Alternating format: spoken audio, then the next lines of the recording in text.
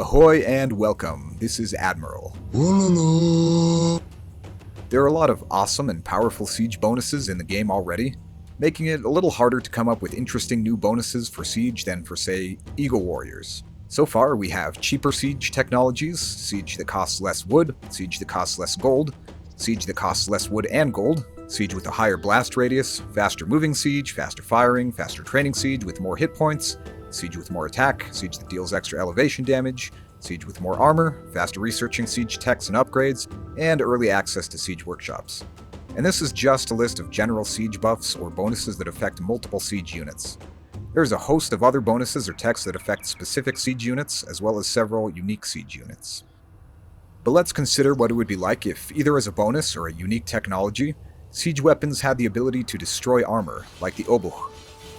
I like to be selective when it comes to reusing existing mechanics, but where abilities that I consider more controversial, charge and armor ignoring, for example, have already been reused several times by the game developers, I don't mind using this one once more, and I think siege units are a much better fit than making another infantry unit, much less a cavalry or archer unit that destroys armor. And I like the logic of this bonus, as even if one were to take a hit from a cannonball, scorpion bolt, or onager shot, and somehow survive, it's not likely that their armor would be in great shape afterwards, and they would be extremely vulnerable to any further attacks. "'Tis but a scratch." A scratch? Your arm's off. No, it isn't. And one interesting thing about the armor stripping ability when it comes to siege is that it affects all units damaged by the projectile or explosion, even scorpions, in spite of their otherwise unusual behavior. Before we get into the analysis though, do consider subscribing if you haven't already. You know it's a tough attention economy out there when even Hera is going out of his way to ask people to like his videos. And guys, if you did enjoy the video, make sure to like, comment, subscribe. Please like the video because the like ratio is getting much lower these days compared to how it was back in the day. So definitely want to insist on the likes. Don't want to get to one of those, YouTube channels where I'm just always begging for likes and selling merch and all that. But, let's just get the like button up there so I don't have to become one of those guys. Thanks. But to whatever extent that you interact with my content, I do appreciate your viewership. Back on topic, we're first going to look at scorpions, touching on them in depth before briefly reviewing other siege units. Let's see how anti-armor scorpions stack up against other powerful scorpion bonuses and technologies. We'll start by running a test with 2 rows of paladins, and see how many shots and how much time it takes for the anti-armor scorpions, as well as Chinese, Roman, and Khmer scorpions, to kill both the first and the second layer of paladins. What we find is that all of these scorpions end up dealing very similar damage against the first row of targeted paladins, but the armor-destroying scorpions stand out for being able to finish the second row off slightly faster, which makes sense given that in addition to the normal half damage that other scorpions deal, they've softened up their target's armor as well. This is kind of obvious, but another way to think about this is that the scorpion gains 1 attack for every subsequent hit on the same unit, up to the total amount of pierce armor that the target has. The Chinese scorpion has +4 attack, so it will do more damage on the first 4 shots, but the anti-armor scorpion will deal the same damage by the 5th shot, and will surpass it by the 6th, as long as the enemy unit has 5 or more pierce armor, although it will still take a while to catch up with the Chinese scorpion's more consistent early damage. But considering that a lot of units don't have the hit points to survive that many shots anyway, the Chinese scorpion comes out looking better against lower HP units, at least in terms of direct damage.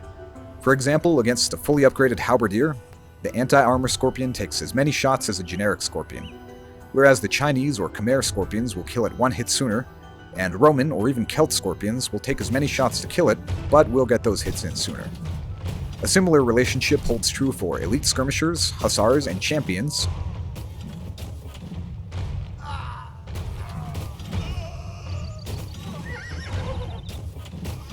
But obviously the main advantage of the anti-armor scorpion is lowering the enemy's armor so that it becomes more vulnerable to all your other units. I did a few other decidedly non-definitive tests to simulate how the anti-armor effect synergizes with the rest of your army, and while the results were good compared with generic scorpions, they didn't stand out that much compared to scorpions with other strong bonuses.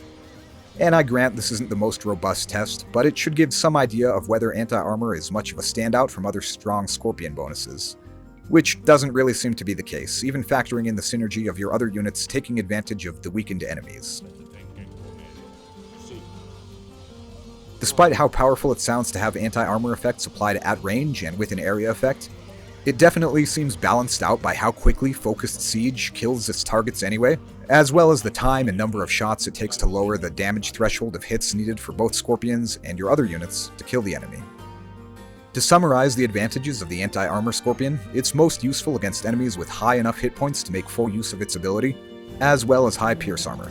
Anti-armor is definitely a strong ability, and to err on the side of caution might be locked behind a unique technology. Now we're going to explore the effect this would have on other siege units, although a little more briefly.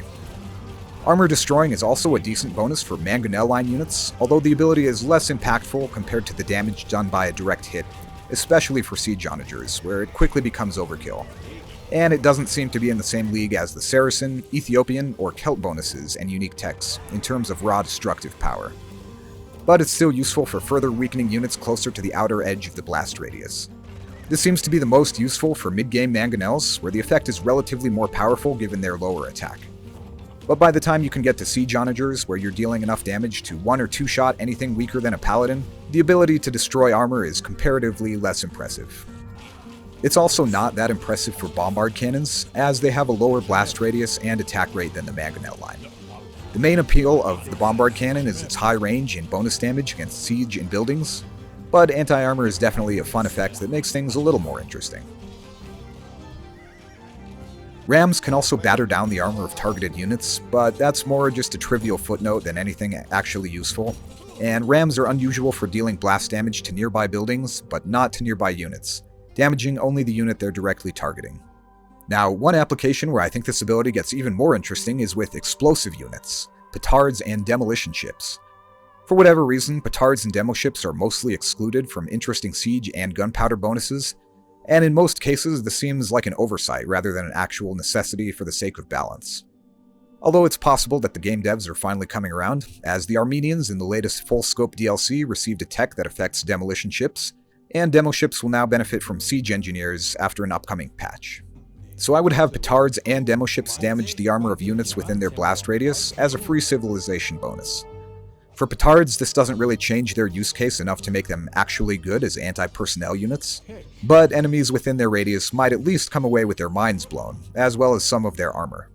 And this could even be scaled up to destroy 2, 3, or perhaps more of an enemy's armor. The same could be the case for demolition ships, although I think just destroying 1 or 2 armor would be enough, and would give your remaining ships a leg up in finishing the fight. Whereas other civs have powerful free bonuses for their galleys or fire ships, having a mildly improved demolition ship that comes into play before you can afford a unique technology would be fun.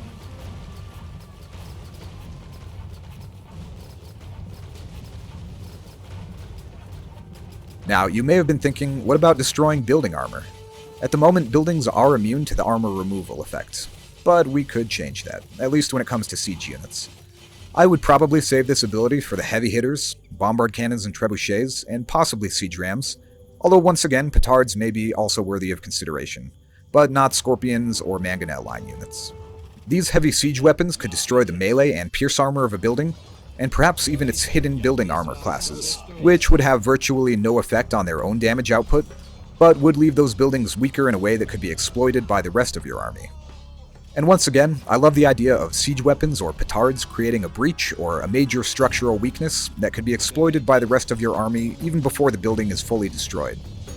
As with units with damaged armor that are healed, the damaged building armor could be restored by fully repairing the building. Klickmann.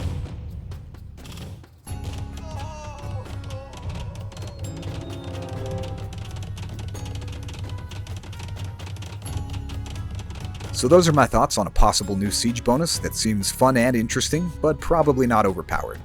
This bonus could even be split across multiple civilizations, with one getting it for their demo units and cannons, and another for scorpions and mangonels, or modified in other ways as needed to make it more interesting or balanced.